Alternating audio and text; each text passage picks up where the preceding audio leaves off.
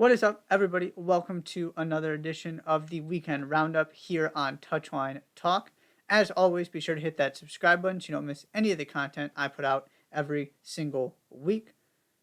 Three main topics I want to cover today, starting with the NWSL Challenge Cup final. It is the North Carolina Courage defeating Racing Louisville to defend their Challenge Cup title from 2022, take home all of that prize money. Congratulations to the Courage. Of course, it's Caroline who gets the scoring started. They add a second early in the second half and are able to see out a 2-0 victory. What I really want to talk about coming out of this game, though, is what this means moving forward. Because the way that this competition has been structured the past couple seasons, it's been hard to really figure out what to take away from it. You had the kind of season warm-up version where some teams were taking it more seriously, others were using it as kind of extended preseason. Then you had this season where it was through the season and also kind of taking place during the World Cup. And so there were some teams, and you saw OL Reign's lineup in the semifinal, not playing most of their key players, at least from the start. A lot of them came off the bench. So teams have approached this differently. So it's hard to put a lot of stock into this and say it's this huge statement from North Carolina, because they did beat two teams to get here that are hoping to reach the playoffs. It's not like they went through the best of the best here, according to this season's standings. That being said, this North Carolina Courage team has not lost a knockout game in the Challenge Cup or NWSL playoffs since November 7th, 2021. If you remember, that was an extra time loss to the Washington Spirit, who went on to win the championship. So you can even argue technically that's not even a loss, because it was an extra time. They've now won this competition 2 years in a row. And facing teams like Racing Louisville, who maybe not the most talented team in the league, trying to just get into the playoffs, but a team trying to win its first trophy. A team that would prioritize this kind of competition. And North Carolina have gotten the better of everybody they've played in this thing 2 years in a row. I bring this up looking ahead to this postseason, where the Courage are right up there in the Shield race. Of course, nobody is guaranteed a playoff spot at this point, because 2 bad weeks can just send you from the top of the standings to the bottom. But they are in very good position to at least qualify for the playoffs. And if they finish the season well, we'll have at least one game at home. They could very well end up as NWSL Shield winners. This is, assuming they make the playoffs, the first opportunity for this iteration of the Courage. The Caroline, Denise O'Sullivan situation to play in the postseason.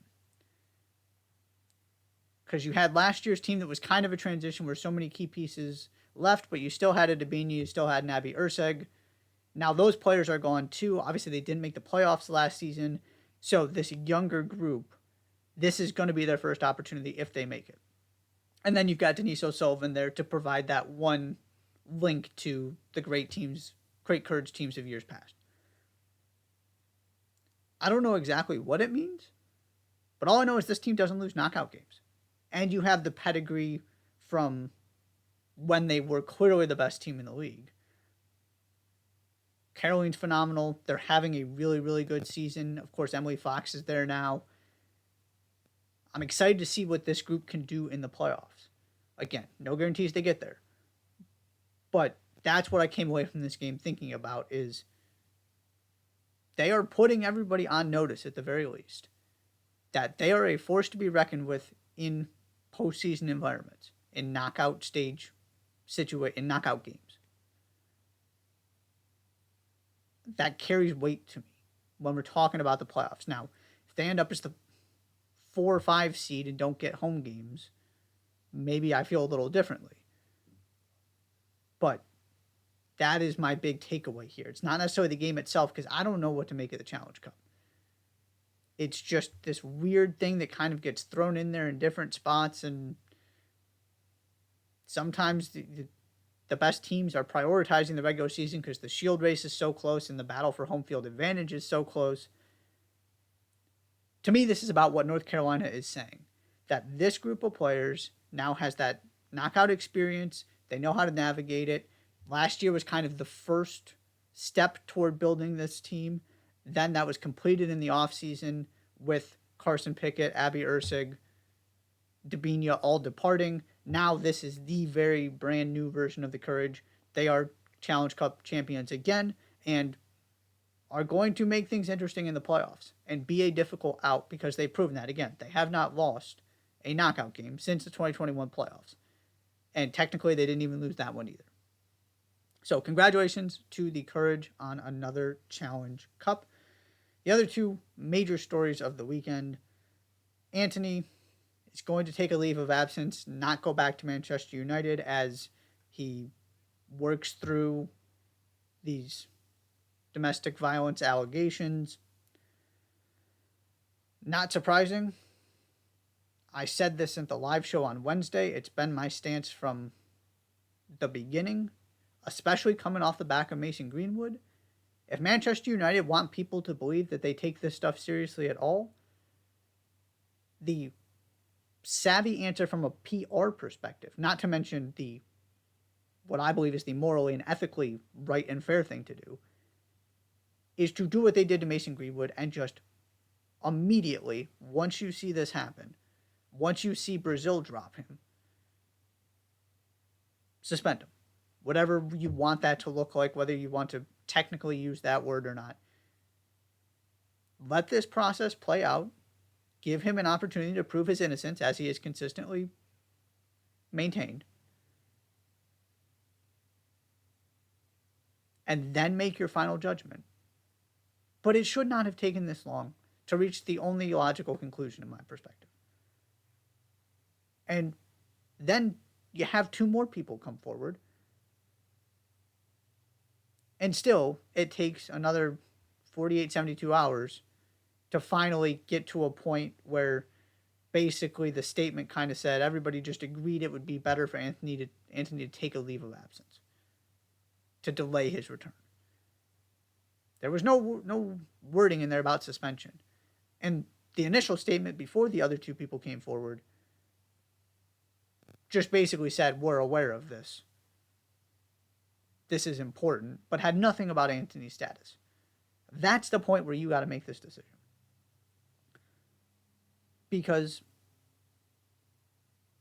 from my perspective, the way that this has gone from Mason Greenwood to now, based on the information that is available, what has been reported, the way things have played out,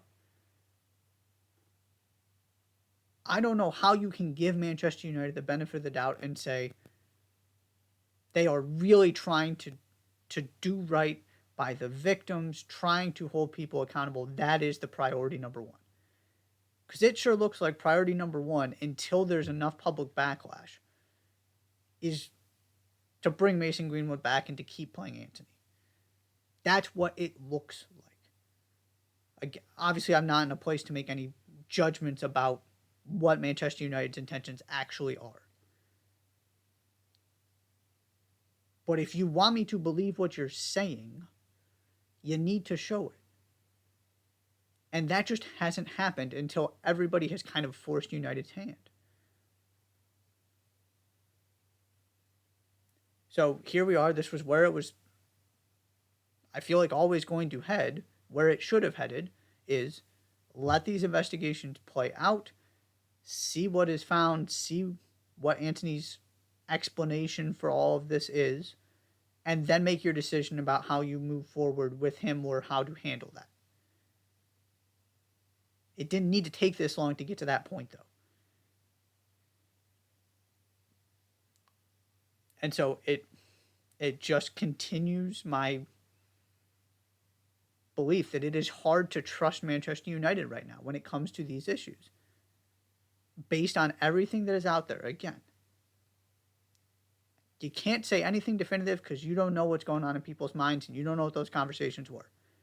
But there were plenty of things that could have been done from a public relations standpoint to communicate more intentionality, thoughtfulness with the way this all went down, to make it clear that there are things more important than what happens on the field. And Manchester United missed an opportunity to do that and are now working through the consequences of that. But Antony, for the time being, will not be around the club. The other one, Bruce Arena, has resigned as New England Revolution head coach, sporting director, face of the franchise. This is such a strange situation from start to finish. It's still not anywhere near clear what actually happened. You're starting to get some bits and pieces. The Athletics reporting that some of the questions in the investigation related to things he said to his staff and behind closed doors, which would explain in part why the players seem to have no clue what's going on or what actually happened, and were kind of lining up to go to bat for Bruce Arena. The other important part of this is that MLS, in its statement, said that the investigation found some of these allegations to be credible. Didn't go into detail what exactly those were, but there was something they found that was concerning. And it is important to note that. And when you get to that point, and Bruce Arena basically, in his statement, acknowledged he made mistakes. He's going to try and learn from that, work through that. So at that point where the story is pretty consistent that something concerning and inappropriate happened, the best thing, the smart thing, is to just move past this as quickly as possible, which I think is basically what the Revolution did. It still doesn't answer all the questions.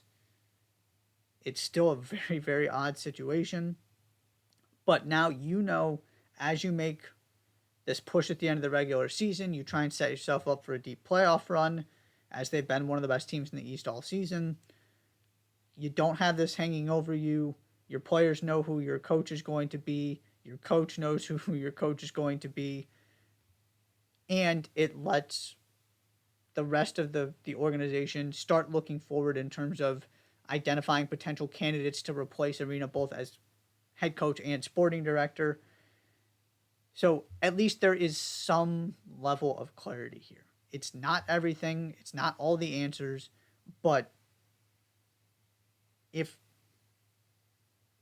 the investigation is finding things that are troubling and Bruce Arena is kind of acknowledging that things happened, again, it's probably only headed one way, so you might as well get that sorted out as soon as possible.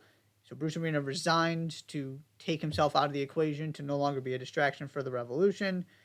The other thing I will mention is MLS, in its statement, said that he will have to work with Don Garber in the commissioner's office if he ever wants to coach again.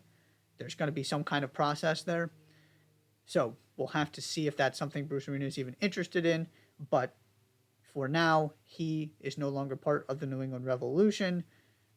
Finally getting some kind of crumbs about what actually happened. Plenty of questions still remain, but the important overall thing here is there has been a separation between him and the Revolution. Revolution can move forward the rest of their season, not having to continue to have this be this big question mark, this cloud hanging over them, and can just keep their focus on trying to finish as high as they can in the Eastern Conference and then ultimately, of course, win MLS Cup. That is all for the weekend roundup. Thank you so much for tuning in. Be sure to hit that subscribe button. I'll see you next time.